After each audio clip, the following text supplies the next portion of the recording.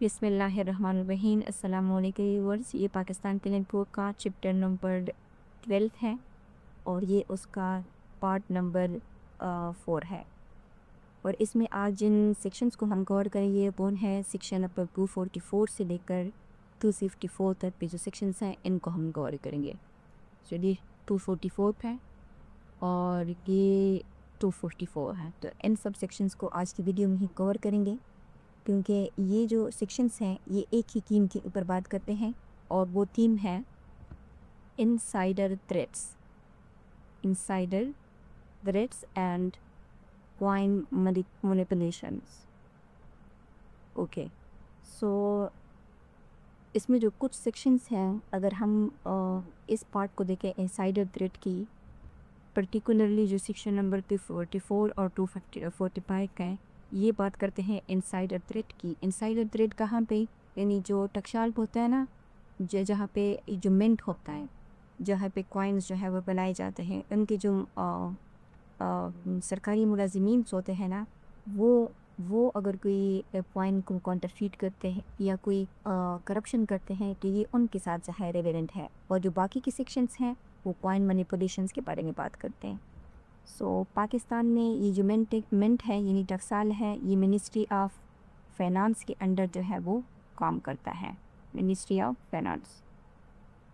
Okay, और ये जो मिंट है ना, द पाकिस्तान मिंट, ये क्या करता है, ये सिर्फ कॉइन्स को देखता है और उसके अलावा जो मेडल्स होती है ना उनको देखता है। लेकिन अगर आप जो पेपर के नोट्स है ना, कागज़ के जो बने हुए नोट्स हैं, बैंक नोट्स, उनको जो अथॉरिटी देखती है ना, वो स्टेट बैंक ऑफ पाकिस्तान है। सही है। सो ये दो डिफरेंट अथॉरिटीज़ हैं, डिफरेंट किस्म की जो करेंसी हैं उसके लिए। और इनका जो मेन ऑफिस है वो कहाँ पर है, लाहौर में। सो अब हम देखते हैं कि सेक्शन नंबर जो 234 है ये क्या कहता है। ये कहता है कि persons employed in mint causing coin to be different weight or compositions from the fixed by law। सो जो इम्पोर्टेंट बात है वो ये है कि जो इनिशियल इस चैप्टर के जो 3 लेक्चर्स हमने देखे, वो जो उसमें जो थ्रेट्स थे वो मोस्टली आउटसाइड क्रिमिनल्स के थे, जो काउंटरफीट से भी ज़्यादा, यानी अब ये जो बात है ना, ये काउंटरफीट से भी ज़्यादा जो है डेंजरस है। और इस लेक्चर में जो थ्रेट है ना वो सिस्टम के अंदर आ गया है, इस वजह से आपको ये नज़र आ रहा है कि पर्सन एम्प्लॉयड इन मिंट, क्योंकि ये सिस्टम के अंदर काम करने वाले आ गए, यानी कि मिंट के जो एम्प्लॉय हो गए, ऑफिशियल मशीनरी हो गई, जेनवन पॉइंट्स हो गए, इंटरनल मैनिपुलेशंस हो गई। ठीक है, तो ये इनसाइडर थ्रेट को डिस्क्राइब कर रहा है।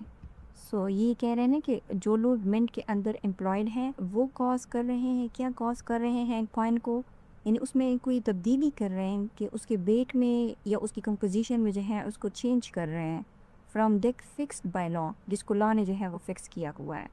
यानी पहले के जो 3 लेक्चर्स हमने देखे इस चैप्टर नंबर 12 के, उसमें फेक कॉइन जो था वो क्रिएट हो रहा था बाहर, लेकिन अब जो है वो यहाँ पे इन सेक्शंस में जो असली कॉइन है ना, जो सिक्का होता है, चाहे 5 रुपए का हो, 10 रुपए का हो, उससे की कंपोजिशन को चेंज किया जा रहा है। ठीक है, यानी असली कॉइन जो है वो करप्ट हो रहा है।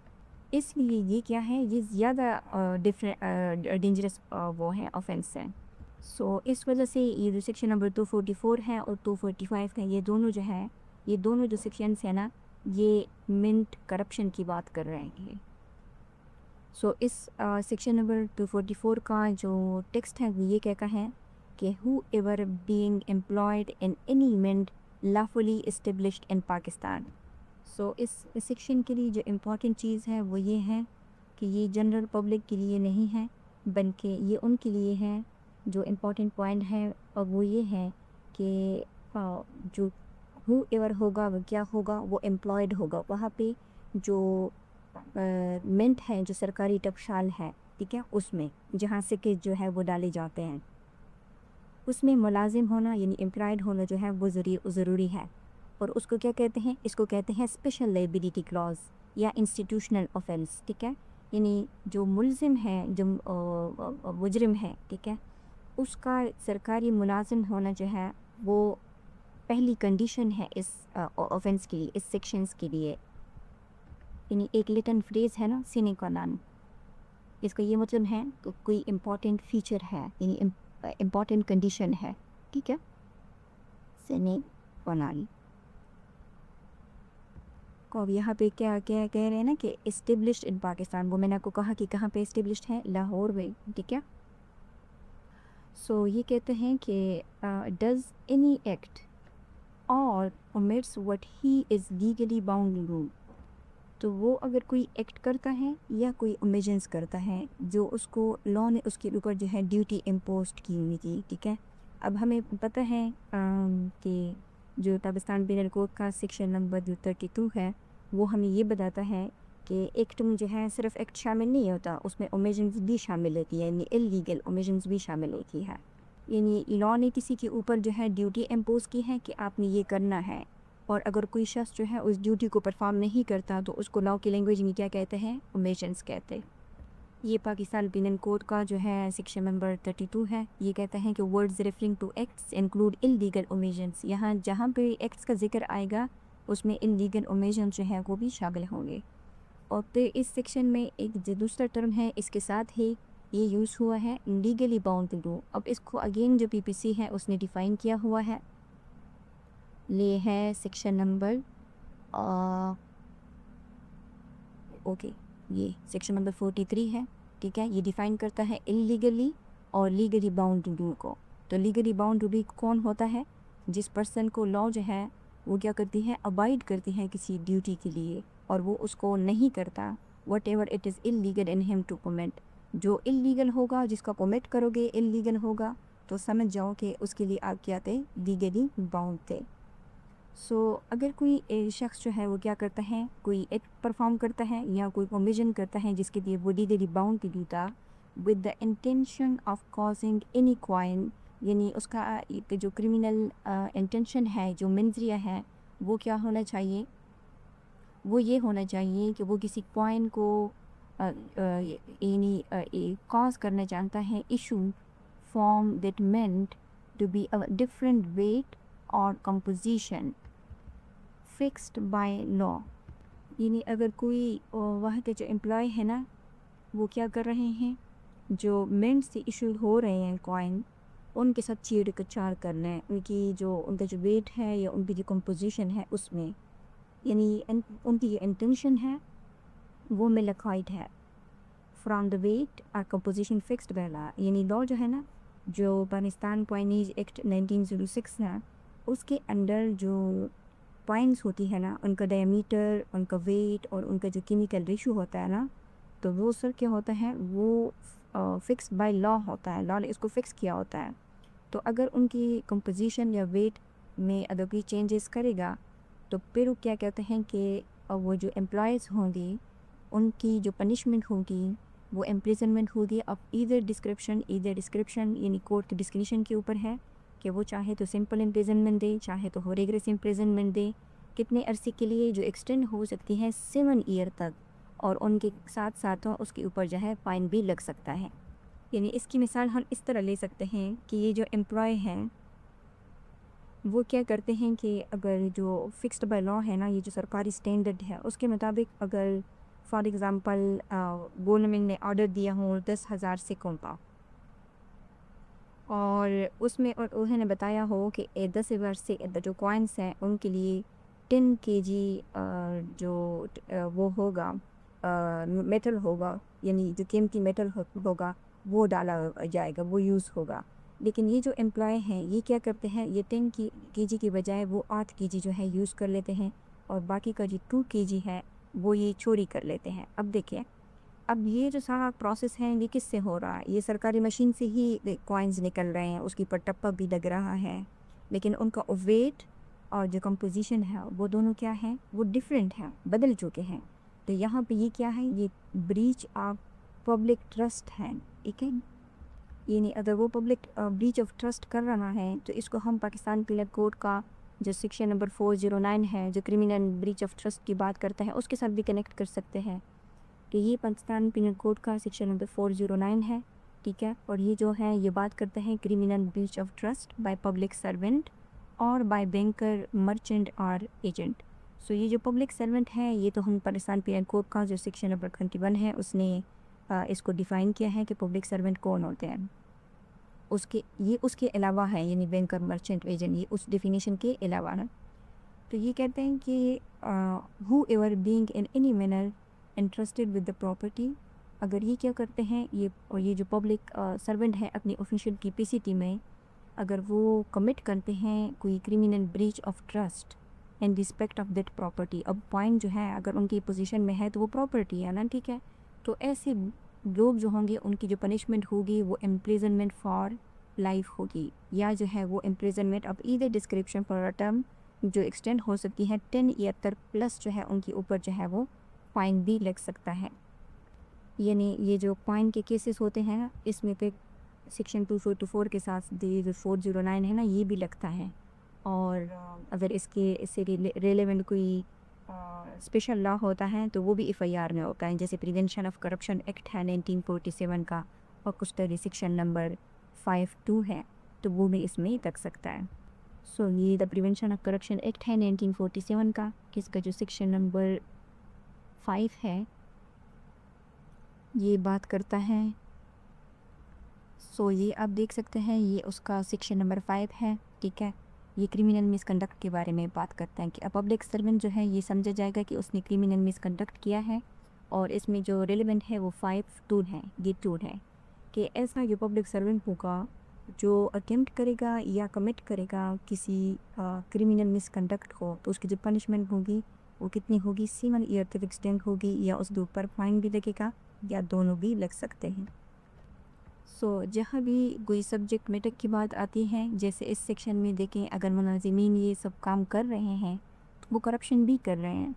तो जब करप्शन की बात आती है तो करप्शन जो है वो एक स्पेशल सब्जेक्ट मैटर है, उसके ऊपर जो है लॉ जो है मौजूद है, प्रिवेंशन ऑफ करप्शन एक्ट, ठीक है, 1947। तो ये जो मुलाजिमीन हैं ये जब ये काम करेंगे तो PTC भी लागू होगा, और उसके साथ साथ जब स्पेशल लॉ है वो भी लागू होगा। उसके बाद है कि 245 की कहता है कि अनलॉफुली टेकिंग कॉइनिंग इंस्ट्रूमेंट, क्या चीज़, कॉइन बनाने वाली का इंस्ट्रूमेंट है, फ्रॉम मिंट, जो सरकारी टकशाल होते हैं वहाँ से जो कॉइनिंग इंस्ट्रूमेंट यानी टूल्स होते हैं उनको अनलॉफुली यानी गैर कानूनी तरीके से बाहर लेके जाना। तो ये कहते हैं कि whoever without lawful authority, यानी उनके पास अथॉरिटी नहीं है बाहर लेके जाने की, वो क्या करते हैं, टेक्स आउट ऑफ इनिमेंट, यानी किसी भी जो कोई भी जो मिंट है उससे वो क्या करते हैं, टेक्स तौर करते हैं। यानी यहाँ पे एक्ट या जो है वो शो हो रहा है, ये क्या है, फिजिकल एक्ट, यानी टेकिंग आउट यानी बाहर ले जाना। यानी मिंट हमने कहा ना कि पाकिस्तान में जो पाकिस्तान मिंट है वो लाहौर में है, यानी उसकी जो 4 दीवारी है उससे बाहर जो है उसको लेके जाना, ठीक है। सो जैसे ही वो उस मिंट की जो 4 दीवारी है उससे बाहर निकलेगा तो ये क्या हो जाएगा, ये सेक्शन है ये क्रॉस करें, ये सेक्शन जो है ये अप्लाइंग हो जाएगा, कंप्लीट हो जाएगा सेक्शन 245। अब लॉफुली इस्टेब्लिश इन पाकिस्तान, अब मैम तो लाजमी बात है वो तो लॉफुली इस्टेब्लिश होता है, ठीक है। एनी अभी या ये बात हो रही है कि whoever without lawful authority takes out any coining tool, अगर वो क्या करता है किसी कॉइनिंग टूल को या जो इंस्ट्रूमेंट है उसको क्या करते हैं, takes out of any mint lawfully established in Pakistan, वो किसी इंस्ट्रूमेंट या टूल को जो है अगर वो बाहर जो है वो लेके जाते हैं, तो यानी टूल और इंस्ट्रूमेंट में क्या चीज़ें आ सकती हैं, इसमें जो ऊपर के जो सेक्शन है उसमें हमने देखा था कि इसमें जो डाई होता है ना जिसको सांचा कहते हैं, या कोई इसमें जो स्टैम्प होती है यानी मोहर बहर जो होती है वो भी इसमें शामिल है, या एबलिंग स्टैम्प जो होती है इनकी, और कॉइन के ऊपर जो है वो एबलिंग स्टैम्प लगी होती है ना, या कोई जो मोल्डिंग ब्लॉक्स होती हैं, या सिक्कों पर जो निशान लगाने वाली कोई एक जो खसूसी प्रेसिंग मशीन होती है ना, प्लेट्स होती हैं वो हो गई, या वो प्लेट्स हो गई, वो पटिंग टूल्स हो गई, जिसके ज़रिए से जो मेटल्स होते हैं ना, कॉइन की डिफिनेशन में हमने देखा था ना, ये कॉइन क्या होते हैं, कॉइन जो है वो मेटल होता है तो उनको काटा जाता है, तो जिन टूल्स के ज़रिए से उसको काटा जाता है वो भी जो है इसमें शामिल है। तो कुल विषय जो है अगर वो इंस्ट्रूमेंट को टूल्स को जो है गवर्नमेंट की जो बाउंड्री है उससे अगर वो बाहर लेके जाएंगे तो फिर ऐसी शख्स की जो पनिशमेंट होगी वो क्या होगी, इम्प्रिजनमेंट होगी, ईदर डिस्क्रिप्शन, अगेन कोड की डिस्क्रिप्शन फुलटन है जो एक्सटेंड हो सकती हैं इतने 7 ईयर्स तक, प्लस उसके ऊपर जो है वो फाइन भी लगेगा। सो देखिए यहाँ पे जो वो है ना ऑफेंस है वो काउंटरफीट कॉइन नहीं है, कॉइन जो है अभी जाली नहीं बने। यहाँ पे प्रिवेंटिव पनिशमेंट की बात हो रही है, यानी प्रिपरेशन स्टेज की बात हो रही है। अगर कोई शख्स जो है वो कोई टूल या इंस्ट्रूमेंट मेंट से बाहर लेके जाता है तो वो उस टूल के ज़रिए से गाड़ी तो ठीक करने से रहा, ठीक है, लाजमी बात है वो क्या करेगा, वो अपना कोई जो मिंट है वो खोलेगा और उसके ज़रिए से वो जो काउंटरफीट कॉइन है वो बनाएगा, फिर उसको पाकिस्तान की जो मार्केट है उसमें से पुलेट करेगा। इस तरह जो पाकिस्तान की इकोनॉमी है उसको क्या हो जाएगा, वो डिस्टेबलाइज हो सकती है, ठीक है। तो ये प्रिवेंटिव स्टेज है, यानी प्रिवेंटिव पनिशमेंट है, पर आप देख सकते हैं कि कितनी सिवियर है। और इसको हम पाकिस्तान के मिल कोड का एक और सेक्शन है, सेक्शन नंबर 381, उसके साथ भी कनेक्ट करके देखते हैं। तो ये है पाकिस्तान पीनल कोड का सेक्शन नंबर 381। ये कहता है कि थेफ्ट। अब थेफ्ट तो वो भी है ना, अगर कोई सरकारी रक्षार से कुछ बाहर लेके जाता है तो वो भी तो थेफ्ट में ही आता है ना। तो ये कहते हैं कि थेफ्ट बाय क्लर्क और servant of property in position of master. अगर कोई क्लर्क है या सर्वेंट है, अगर वो क्या करता है, यानी एम्प्लॉयड है, ठीक है, वो अगर कोई थेफ्ट कमिट करता है in respect of any property in the position of his master और एम्प्लॉयर, तो उसकी जो पनिशमेंट होगी वो क्या होगी, जो 7 ईयर तक एक्सटेंड हो सकती है, प्लस की पर उसके ऊपर फाइन भी रख सकता है। आप सोचें, अगर सेम यही जो सर्वेंट हैं, ये जो क्लर्क हैं, अगर ये क्या करते हैं, अगर ये इधर मिंट में काम कर रहे हैं, इधर मिंट के अंदर चाहेंगे क्लर्क हैं या सर्वेंट है, एम्प्लॉयड है, और ये टेकिंग अवे करते हैं, चोरी ही हो गया ना। अगर ये मिंट से कोई टूल या इंस्ट्रूमेंट चोरी करते हैं तो फिर उसके ऊपर जो है सेक्शन 245 लगेगा, क्योंकि इन क्लर्क या सर्वेंट्स के लिए अंडर सेक्शन 381 ये आम चोरी हो जाएगी। लेकिन यहाँ पे अगर वो पाइनिंग क्रूज को चोरी करेंगे तो फिर जो है वो आम चोरी नहीं होगी, वो ऑफेंस अगेंस्ट स्टेट करेंसी के जो अंडर जो है वो फॉल करेंगे। सो अब हम देखते हैं सेक्शन नंबर 246 को। 246 है, ये बात करता है फ्रॉडुलेंटली और डिसऑनेस्टली डिमिनिशिंग वेट और अल्टरिंग कंपोजिशन ऑफ कॉइन, यानी ये बात करता है the art of coin clipping के बारे में। यानी सेक्शन नंबर 246 से लेकर जो 249 तक के जो सेक्शंस हैं ये बात करते हैं physical alteration of genuine coin की। सो इसका जो टेक्स्ट है ये कहता है कि whoever fraudulently or dishonestly performs on any coin any operation। Okay, यहाँ पे सिर्फ कॉइन आपको नज़र आएगा, ठीक है, पाकिस्तान कॉइन नहीं है, क्योंकि इस चैप्टर में, ये चैप्टर नंबर 12 है, इसमें हम हर एक सेक्शन को डबल करके पढ़ेंगे। एक जो है सिंपल कॉइन होगा, यानी जेनेरिक टर्म होगा, जिससे मुराद जो है फॉरेन कॉइन होगा, और एक जो है वो क्या होगा, वो पाकिस्तान कॉइन होगा। ये आपको नज़र आ रहा है, ये सिंपल सेक्शन है, और फिर ये पाकिस्तान कॉइन के हवाले से है। तो ये कहता है कि यानी अब इस चैप्टर में ना हम फर्स्ट टाइम काउंटरफीट कॉइन की बात नहीं कर रहे, बल्कि हम उस कॉइन की बात कर रहे हैं जो क्या है 100% जो है वो ओरिजिनल कॉइन है। चाहे वो, यानी इस सेक्शन के अंदर तो वो लाग ही बात है, फॉरेन कॉइन की बात हो रही है, लेकिन कॉइन क्या है, वो जो है वो 100% जो है वो जेन्युइन है। तो ये कह रहे हैं कि whoever fraudulently or dishonestly perform, अब ये जो यहाँ पे दो टर्म्स यूज हुए हैं, fraudulently और dishonestly, इसको पाकिस्तान पिनल कोड ने जो है जो चैप्टर नंबर 2 है उसमें डिफ़ाइन किया है। ये चैप्टर सेक्शन नंबर 24 है और ये सेक्शन नंबर 25 है। ये डिफ़ाइन करता है डिसऑनेस्टली को, कि डिसऑनेस्टली क्या होता है कि आप इनकी, अगर आप रॉन्गफुल गेन की इंटेंशन से कुछ करते हैं तो वो डिसऑनेस्ट होता है। और फ्रॉडुलेंटली, जब आप किसी को फ्रॉड की नीयत से जो है, यानी डिफ्रॉड करना, इंटेंट टू डिफ्रॉड दूसरों को, ठीक है, तो वो फ्रॉडुलेंटली कहलाया जाता है। ये दोनों जो टर्म हैं ये सेक्शन नंबर 24 और जो 25 है उसमें ऑलरेडी डिफाइंड है। तो अगर कोई जो है वो किसी क्वाइन के साथ को परफॉर्म करता है, परफॉर्म का यहाँ पे क्या मतलब है, यानी उसके साथ कोई ऐसा तरीक़ाकार करता है, यानी कोई ऑपरेशन करता है, या यानी सॉरी यहाँ पे देखो हुआ ना, यानी ऑपरेशन मीन्स कोई ऐसा तरीक़ाकार करता है जिससे जो कॉइन है ना उसकी जो स्ट्रक्चरल इंटीग्रिटी है ना वो ख़राब हो जाए, तबाह हो जाए। विच डिमिनिशेस द वेट, जो क्या करे उसका जो वेट है ना उसको कम कर दे। और alter the composition of the that coin, यहाँ किस चीज़ की बात हो रही है? कंपोजिशन की। यानी कंपोजिशन का क्या मतलब है कि मेटल से मिक्सचर करना, या उसका जो कंटेंट है कि क्या उसको मिक्स कर देना। या अगर कोई वेरिएबल मेटल है ना जो कॉइन के लिए यूज़ होता है उसको चीपर सब्सटेंस से रिप्लेस करना। आप डेट कॉइन से क्या मुराद है? यानी सेम जो जेन्युइन कॉइन है ना वो मैनिपुलेट हो रहा हो।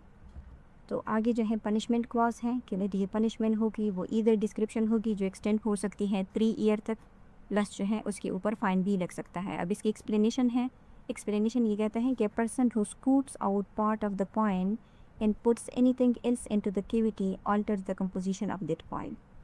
यानी ये एक्सप्लेनेशन ये कहता है कि अगर कॉइन का अंदर का जो वेरिएबल पोर्शन है ना उसको जो है रिमूव कर दिया जाए और फिर उसके अंदर जो है चीपर मटेरियल जो है वो इंसर्ट कर दिया जाए, तो अपीयरेंस तो सिमिलर ही रहेगी, लेकिन जो एक्चुअल वैल्यू होगी वो क्या हो जाएगी? वो डिस्टॉर्ट हो जाएगी। तो फिर ये क्या समझा जाएगा कि इस कॉइन की जो कंपोजिशन है उसको क्या किया गया है? उसको अल्टर किया गया है। सो अब हम इसका एग्रीवेटेड सेक्शन देखते हैं। ठीक है, ये कहता है ये 247 के बारे में 247 है। इसमें इन दोनों सेक्शन में से एक ही वर्ड का फ़र्क है और वो है पाकिस्तान। बाकी जो है इसका पूरा द फ्रेज़ है, पूरी जो टर्म्स हैं ये सारा जो है वो सेम का सेम है।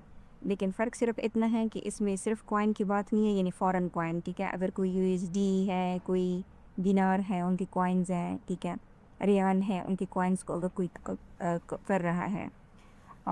और इसके लिए ज़रूरी ये है कि वो जो कॉइन है वो अभी यानी उसकी कोई for the time being used as a money हो। लेकिन पाकिस्तान कॉइन वो उसकी डिफिनीशन में हमने ये देखा था कि अब पाकिस्तान कॉइन वो होता है कि चाहे वो उसको फेडरल गवर्नमेंट बंद भी किया हो, अगर पुराने ज़माने की कोई सिक्के है ना, चाहे 1948 का भी सिक्का हो, उसको भी अगर कोई जो है वो इसके साथ ही छेड़छाड़ करता है तो तब भी वो जुर्म माना जाता है। लेकिन सिर्फ सिंपल कॉइन के हवाले से ये बात जो है दुरुस्त नहीं है। तो दोनों जो है वो सेम है, सिर्फ एक ही टंग का डिफरेंस है और वो क्या है? वो है पाकिस्तान, क्योंकि ये जो है पाकिस्तान कॉइन के हवाले से हैं। सो ये कहते हैं कि अगर कोई पाकिस्तान कॉइन के साथ इस तरह फ्रॉडुलेंटली और डिसऑनेस्टली जो है कोई ऑपरेशन परफॉर्म करेगा, ठीक है, तो उसको उसको उसका वेट जो है, जिससे सिक्के का वेट जो है वो कम हो जाए या उसकी अल्टर कंपोजिशन को अल्टर कर दिया जाए, तो फिर उसकी जो पनिशमेंट होगी वो क्या होगी? वो 7 ईयर तक एक्सटेंड हो सकती है। हमने कहा था और ओके, और उसके बाद फ़ाइन भी लग सकते हैं। हमने कहा था कि जो सिंपल फ़ाइन है इस पूरी चैप्टर में जहाँ जहाँ सिंपल कॉइन जेनेरिक कॉइन का जिक्र आएगा उनकी पनिशमेंट कम होगी। जहाँ पाकिस्तान का जिक्र आएगा तो फिर पनिशमेंट जो है वो डायरेक्टली जो है आपको ये समझ जाना चाहिए कि यहाँ पे जो पनिशमेंट है वो सिवियर है, क्योंकि जो स्टेट है ना वो अपनी इंटीग्रिटी को भी क्या करता है? प्रोटेक्ट करता है। सो अब हम देखते हैं सेक्शन नंबर 248 को। ये कहते हैं अल्टरिंग अपीयरेंस। यहाँ पे क्या किस बात की हो रही थी? जो अंदर कंपोजिशंस थी उसको या वेट को डिमिनिश किया जा रहा था। यहाँ बात हो रही है अल्टरिंग अपीयरेंस ऑफ कॉइन। सिर्फ कॉइन की बात हो रही है, तो इसका मतलब है जेनेरिक कॉइन है with intent that it should pass is coin of different description. यानी ये जो ऊपर के सेक्शंस हमने देखे उसमें जो अंदरूनी साख थी उसको चेंज करने की बात हो रही थी, और यहाँ पे जो फिज़िकल अपीयरेंस है उसको चेंज करने की, अल्टर करने की बात हो रही है। तो ये कहते हैं कि who ever performs on any coin any operation which altars the appearance of that coin. यहाँ तक तो सेम है, ठीक है, कि यानी सेम वही ऑपरेशन की बात हो रही है। अगर कोई उस पर परफॉर्म करता है किसी कॉइन के ऊपर, ठीक है, एनी कॉइन यानी जेनेरिक कॉइन है, फॉरेन कॉइन की बात हो रही है, जो चेंज करे उसकी जो अपीयरेंस है ऑफ दैट कॉइन, ठीक है, किस इंटेंशन के साथ? इस इंटेंशन के साथ कि वो जो द सेड है यानी द सेड कॉइन जो है उसको वो यूज़ करे as a coin of a different description. यानी फॉर एग्जांपल अगर 1 रुपए का सिक्का है, 1 रुपी का कॉइन है, उसको उसकी जो फिज़िकल अपीयरेंस है उसको इस तरह चेंज करते हैं कि वो मार्केट में यानी वो फिज़िकल अल्ट्रेशन के बाद इस तरह लगता है जैसे 5 रुपए का कॉइन हो, पर मार्केट में जो है वो उसको 5 रुपए जैसे जो है वो बना दे। और ये जो अल्ट्रेशन है ना अपीयरेंस की, इसका मकसद क्या होना चाहिए, यानी फ़ॉल्स आइडेंटिटी क्रिएट करना। तो अगर कोई शख्स ये काम करता है तो उसको पनिश किया जाएगा इम्प्रिजनमेंट ऑफ ईदर डिस्क्रिप्शन, जो एक्सटेंड कर सकती है 3 ईयर प्लस उसके ऊपर फाइन भी लग सकता है।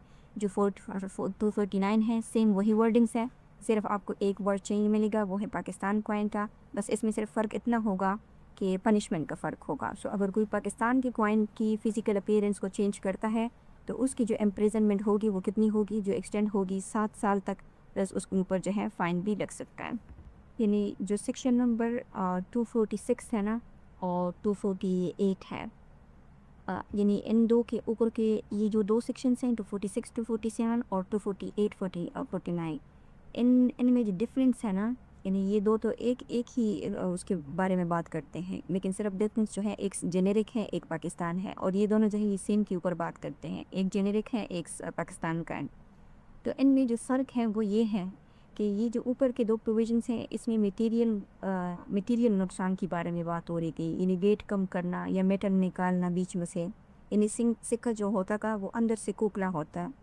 और जो 248 249 है यहाँ बात हो रही है अल्टरिंग अपीयरेंस की, यानी इसमें वेट में कोई फ़र्क नहीं पड़ता, सिक्का जो है वो अंदर से बिल्कुल बराबर होता है, सिर्फ उसकी जो ऊपर की जो अल्ट्रेशंस होती है ना, जो अपीयरेंस होती है उसको बदला जाता है ताकि दो को दिया जा सके, ठीक है।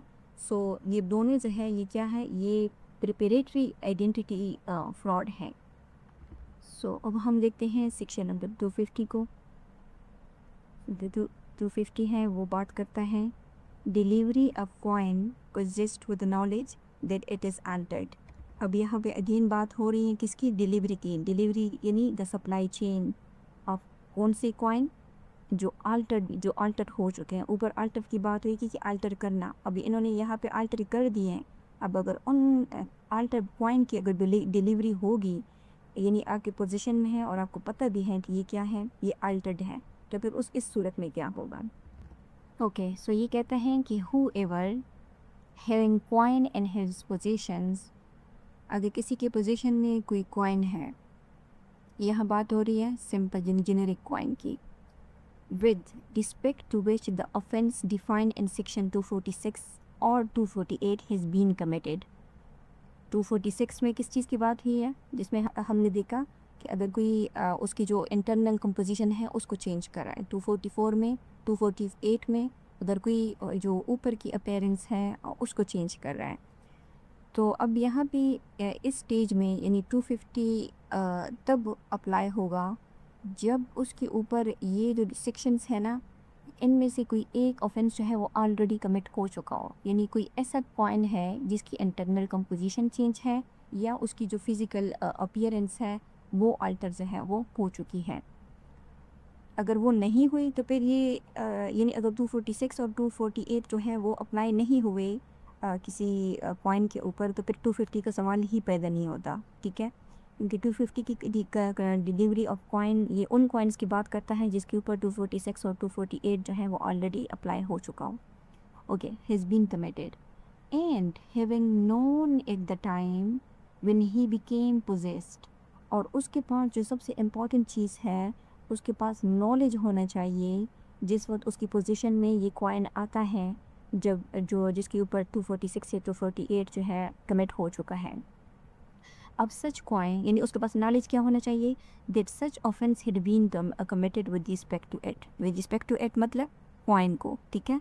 और सच ऑफेंस मीन्स 246 या 248, यानी मिसाल के तौर पे आप ये अज्यूम करो कि अगर आपके पास कोई कॉइन आता है और जैसे ही आपकी पोजीशन में आता है आपको ये मालूम पड़ जाता है कि ओह ये तो वज़न में हल्का है, यानी इसकी जो इंटरनल कंपोजिशन है ये चेंज है, या जो है इसकी जो फिज़िकल अपीयरेंस है वो अल्टर हो चुकी है। यानी जैसे ही आपके पोजीशन में वो कॉइन्स आते हैं आपको उसी लम्हे से नॉलेज जो है यानी आपकी नॉलेज में ये बात आ जाती है कि ऑफेंस जो है वो इसके साथ कमिट हो चुका है। अब आगे बात हो रही है कि वो क्या करता है कि वो ये जो हु एवर है ना उसके अटेंशन वो शुरू हो जाता है, उसका रोल शुरू हो जाता है। अभी जो हु एवर है वो क्या कहता है, ओके, फ्रॉडलेंटली और with intent that fraud may be committed. अब वो क्या करता है कि उस उन कॉइन्स को फ्रॉडुलेंटली या इस इंटेंशन के साथ, यानी फ्रॉडुलेंटली को तो पाकिस्तान पिन कोड ने डिफ़ाइन किया हुआ है, या जो उसका यानी फ्रॉड जो है उसके साथ कमिट हो चुका है उस कॉइन के साथ, या वो क्या करता है इस इंटेंशन के साथ कि वो फ्रॉड जो है वो कमिट करेगा। यानी ये कौन सी स्टेज है, ये जो है ना ये अटेम्प्ट स्टेज है। यहाँ पे अभी वो हुआ नहीं है, यानी उसने डिलीवर नहीं किया। आगे कह रहे हैं कि डिलीवर, यानी अगर वो फ्रॉडुलेंटली डिलीवर करता है या वो इस इंटेंशन के साथ कि may be committed, may be means in future में, ठीक है, यानी अटेम्प्ट करेगा कि वो उसको डिलीवर करेगा इस इंटेंशन के साथ such coin to any other person, कि वो किसी और को ये कॉइन्स जो हैं वो डिलीवर करेगा, या जो है वो अटेम्प्ट करेगा को इंड्यूस एनी अदर पर्सन, यानी किसी को जो है वो इंस्टिगेट करेगा, इंड्यूस करेगा, उनको राज़ी करेगा कि ये कॉइन्स जो है ये मुझसे ले लो, टू रिसीव द सेम, ठीक है, यानी वो जो कॉइन्स हैं, कौन से सेम मीन्स वही कॉइन्स जिसके ऊपर ये जो ऑफेंस है ये कमिट हो चुके हैं। तो ऐसा शख्स जो है, जब जो उसके नॉलेज में ये बात है, जब उसकी पोजीशन में कॉइन्स आ गई तो उसको मालूम था कि ये ऑफेंसेस कमिटेड ऑफ कॉइन है, तो फिर अगर वो फिर भी जो है डिलीवर करता है या वो अटेम्प्ट टू डिलीवर करता है, यानी किस इंटेंशन के साथ, फ्रॉडुलेंटली, तो फिर ऐसी शख्स की जो पनिशमेंट होगी वो क्या होगी, वो इम्प्रिजनमेंट होगी, इधर डिस्क्रिप्शन जो एक्सटेंड हो सकती है 5 ईयर तक, प्लस उसके ऊपर फ़ाइन भी लग सकता है। अब है 251, सेम वही बात है, सिर्फ यहाँ पर पाकिस्तान चेंज है। सो अगर पाकिस्तान के कॉइन के साथ ये सारा कोई काम करे, अगर पाकिस्तान का कॉइन आपको मिले तो पाकिस्तान कॉइन के साथ तो 247 और 249 रिलेटेड थे ना, ठीक है। सो अगर आपके पास कोई, आपके पोजीशन में कोई कॉइन्स आते हैं, जब आपको यानी जैसे ही आते हैं आपको मालूम हो ओ ये इसकी तो इंटरनल कंपोजिशन चेंज है या फिजिकल अपेयर जो है वो अल्टर अपीयरेंस है वो अल्टर हो चुकी है, और फिर भी आप उसको फ्रॉडुलेंटली क्या करते हैं, किसी को डिलीवर करते हैं, या जो है वो आप किसी को इंड्यूस करते हैं, कोशिश करते हैं, चाहे वो अगला वाला बंदा जो है वो आपसे ना ले, लेकिन उसको समझ आ जाए कि ओ ये तो सही कॉइन नहीं है, लेकिन आपने तो अटेम्प्ट कर ली, बस आपका अटेम्प्ट जो है वो इस सेक्शंस के लिए काफ़ी है, लेकिन तब जब कॉइन जो है वो पाकिस्तानी कॉइन होगा और उसकी इंटरनल कंपोजिशन चेंज होगी या फिजिकल अपीयरेंस चेंज होगी, टू रिसीव द सेम, तो फिर ऐसे शख्स जो है वो पनिशमेंट उसको दी जाएगी जो 10 ईयर तक एक्सटेंड हो सकती है, ऑलमोस्ट डबल है किसकी, जेनेरिक कॉइन की, और प्लस उसके ऊपर जो है वो फ़ाइन भी लग सकता है। अब हम देखते हैं सेक्शन नंबर 252 को। ये कहता है possession a coin by person who knew it to be altered when he became possessed thereof. यहाँ बात हो रही थी डिलीवरी की, अब यहाँ पे बात आ रही है पोजीशन की ऑफ कॉइन। तो ये सिंपल कॉइन जेनेरिक कॉइन है, ठीक है। तो यहाँ बात हो रही है कि अगर जो है कोई शख्स जो है वो ऐसे कॉइन्स की पोजीशन रखता है जिसके ऊपर जो 246 और 248 की जो ऑफेंस हैं वो कमिट हो चुके हैं, और उसको मालूम भी है कि जो कॉइन्स मेरे पास हैं, मेरी पोजीशंस में हैं, उनकी जो इंटरनल कंपोजिशन है वो चेंज हो चुकी है या फिजिकल अपीयरेंस चेंज हो चुकी है, ठीक है। जब उनको ये पोजीशन में मिले थे, जैसे ही उसको पोजीशन में मिले उसके पास ये नॉलेज थी, फिर भी वो उसको पोजीशन में रखता है, तो फिर ऐसी शख्स के साथ क्या होगा। तो ये कह रहे हैं कि हु एवर फ्रॉडुलेंटली, यहाँ पे इंटेंशन ज़रूरी है, ठीक है, और with intent that fraud may be committed, कि वो अगर उनका मकसद जो है अपने पोजीशन में रखना, वो उसको डिफ्रॉड करना है, ठीक है, या फ्रॉड करने की कोशिश करना है, इज़ इन पोजीशन, वो अपनी पोजीशंस में कॉइन्स को रखते हैं with respect to which the offence defined in either section 246 और 248 हैज़ बीन कमिटेड, ठीक है। ये तो सिंपल है ना, आपको समझ आ रही होगी। Having known at the time of becoming possessed thereof, यानी जैसे ही उसकी पोजीशन में वो पॉइंट्स जो है वो आ गए, उसी लम्हे से उसको मालूम है कि भाई यहाँ पे तो ये जो पॉइंट्स हैं ये इनके साथ काम हो चुका है 246 और 248 के अंदर, फिर भी that such offence had been committed with respect of such point, यानी ये वाली जो ऑफेंस है, ठीक है, ये कमिट हो चुके हैं, तो वो क्या करता है, फिर भी उनको पोजेस करता है। तो ऐसे शख्स की सिर्फ उस पोजीशन की बुनियाद पर उसको जो पनिशमेंट होगी वो इम्प्रिजनमेंट मिल सकती है, 3 ईयर तक एक्सटेंड हो सकती है, प्लस फाइन भी लग सकता है। और अगेन जो 253 है, सेम वही कंसेप्ट है, यहाँ पे पाकिस्तान की बात हो रही है कि अगर कोई जो है पाकिस्तान के कॉइन को अपने पोजीशन में रख रहा है और उनको मालूम है कि इसके ऊपर जो है 247 249 का ऑफेंस जो है वो कमिट हो चुका है, या फिर ऐसे चीज़ की जो इम्प्रिजनमेंट होगी वो एक्सटेंड होगी 5 ईयर तक, प्लस फिर के ऊपर जो है वो फ़ाइन भी लगेगा। अब देखिए ये जो सेक्शंस है ना, ये पोजीशंस वगैरह, ये सिर्फ 1-2 सिक्कों के ऊपर तो नहीं लगती ना। और अगर 1-2 सिक्कों के ऊपर लग भी जाए तो आप ये डिफेंस कोर्ट में दे सकते हो कि भाई मुझे नहीं पड़ेगा। लेकिन अगर किसी के पास पूरा ख़जाना जो है उसकी पोजीशन से निकल आए, तो फिर तो कोर्ट क्या देगी? फिर तो कोर्ट जो सर्कमस्टेंशियल एविडेंस है उसके अंदर भी ये अज्यूम करेगी, प्रिज्यूम करेगी कि भाई आपने इतनी बड़ी क्वांटिटी में जो है वो रखी हुई है, कॉइन्स रखी हुई है। तो यहाँ पे जो है बर्डन ऑफ प्रूफ तो उस हूएवर के ऊपर शिफ्ट हो जाएगा ना, तो वो साबित करे कि भाई मेरे पास जो इस की पोजीशंस हैं ये किसी फ्रॉडुलेंटली या बैड इंटेंशन के साथ नहीं है। सो अब हम देखते हैं ये 254, ये आज के लेक्चर का लास्ट सेक्शन है। ये कहता है delivery of coin is genuine which when first possessed the deliverer didn't know to be altered। यानी आप जो है कॉइन की जो डिलीवरी कर रहे हैं वो क्या कर रहे हैं, इज़ अ जेन्युइन कह कर रहे हैं। सामने वाले को आप ये कह रहे हैं कि ये असली है, ठीक है। और जब उनको ये मिल जाता है, जिसको आप यानी अगर आप कामयाब हो जाते हो, when first possessed the deliverer didn't know to be alter, उसको ये नहीं है कि ये जो है वो अल्टर हो चुका है। यानी जब बात आती है तो ये किसकी आती है, ये उस पॉइंट की सर्कुलेशन की बात आती है। तो ये कहते हैं कि whoever delivers to any other person is genuine or is a coin of a different description from what it is। यानी कोई शख्स जो है वो क्या करता है, कॉइन को डिलीवर करता है। यानी अल्टर्ड जो कॉइन है, यहाँ पे देखो हुआ है ना अल्टर्ड, जो अल्टर्ड कॉइन है उसको जेन्युइन कहकर रिप्रेजेंट जो है वो कर रहा है, और फिर उसको क्या कर रहा है, रिप्रेजेंट करके, जेन्युइन रिप्रेजेंट करके उसको डिलीवर कर रहा है।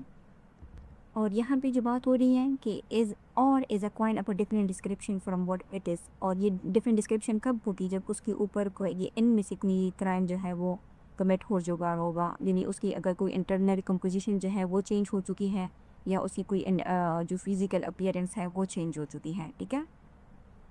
और अटेम्प्ट्स टू इंड्यूस, यानी चाहे वो उसको डिलीवर करे या ये जो हु एवर है किसी को वो सिर्फ अटेम्प्ट भी करे इंड्यूस करने के लिए, यानी आमादा करने के लिए किसी शख्स को कि वो उसको रिसीव कर ले, यानी उसको दोबारा से वो क्या कर रहा है, वो उसको जेन्युइन जो है वो साबित करने की कोशिश कर रहे हैं। जेन्युइन तो नहीं है, यानी उसको तो मालूम है कि ये अनटर्ड है, ठीक है। और is a different coin from what it is, again different इन सूरतों में हो सकता है, ठीक है।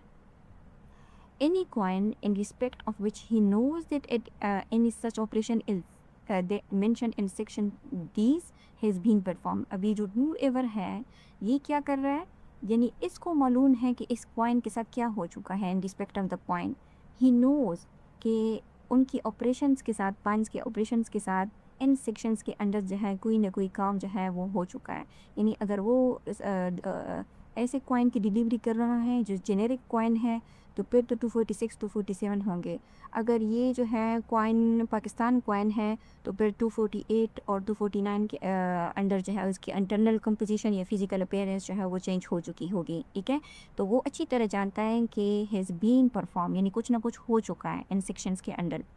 But in respect of which he didn't at the time when he took it into his position know that such operation had been performed. यानी उसको इल्म नहीं था जब उसकी पोजीशन में ये चीज़ आ रही थी ना, यानी ये जो हु एवर है उसने तो डिलीवर कर लिया, उसने तो कोई और काम कर लिया। अब ये जो है जिसको डिलीवर किया गया है, जब उसको डिलीवर किया गया तो उसको उसकी पोजीशन में जब ये आया तो उसको ये नॉलेज नहीं थी कि इसके साथ जो है कोई छेड़छाड़ जो है वो हो गई है। तो फिर ऐसा शख्स जो है अगर वो उसी कॉइन्स को जो है आगे जो है चलाता है, सो अब ये जो हु एवर है ये क्या है, अब उसके नॉलेज ये बात आ गई है कि भाई मेरे साथ तो धोखा हो गया है, और वो अपना नुकसान पूरा करने के लिए आगे जो है उसको सर्कुलेट करता है, यानी डिलीवर करता है। तो फिर उसकी ये जो हु एवर है उसकी पनिशमेंट कितनी होगी, ईदर डिस्क्रिप्शन जो एक्सटेंड हो सकती है 2 ईयर तक, या उसके ऊपर फ़ाइन लगेगा, to N amount which may extend to 10 times of the value of the point, यानी जो मार्केट वैल्यू हो रही उस पॉइंट की उसके 10 टाइम्स जो फाइन है ना वो एक्सटेंड हो सकता है उसके ऊपर। For which the alter coin is past, जिसके लिए उसने जो अल्टर, जब उसको मालूम हो गया ना इस हू एवर को कि भाई मेरे साथ तो धोखा हो गया है, लेकिन उसने कहा कि चलो जी अब तो मैं भी अपना नुकसान पूरा करूँगा, और उसने उस पॉइंट को क्या किया, आगे पास किया या उसको पास करने की कोशिश की, यानी किसी को पास करने की कोशिश की लेकिन उस शख्स ने इनकार कर दिया, तो तब भी यानी अटेम्प्ट के ऊपर भी जो है ये क्या है, ये सेक्शन जो है ये अप्लाई होता है। ये जो सेक्शन है ना इसमें ये जो हू एवर है ना ये शुरू में बिल्कुल मासूम होता है, इनोसेंट होता है, और जब उसको कोई आल्टर्ड पॉइंट देते हैं जेन्युइन कहकर, ठीक है, तो वो उसको जेन्युइन समझ कर पक लेता है। बाद में उसको पता चलता है कि भाई ये तो इन सेक्शंस के अंडर जो है कोई कार्रवाई हो चुकी है इसके साथ। फिर वो बजाय इसके कि वो रिपोर्ट करे या कुछ करे, वो कहते हैं कि भाई अपना नुकसान जो है बस मैंने पूरा करना है, तो मैं भी किसी को डिलीवर कर देता। तो जब वो आगे पास करता है ना अल्टर्ड पॉइंट को, या अटेम्प्ट करता है आगे पास करने की, डिलीवर करने की, यानी मार्केट सर्कुलेशन के लिए, तो फिर उसके ऊपर जो है ये जो पनिशमेंट है ये अप्लाई होगी। यानी इसमें ये जो हू एवर है ना ये कोई अलग बंदा नहीं है, ये वही एक मासूम शख्स है जो बाद में जो है नॉलेज आने के बाद खुद ही जो डिलीवरर बन जाता है।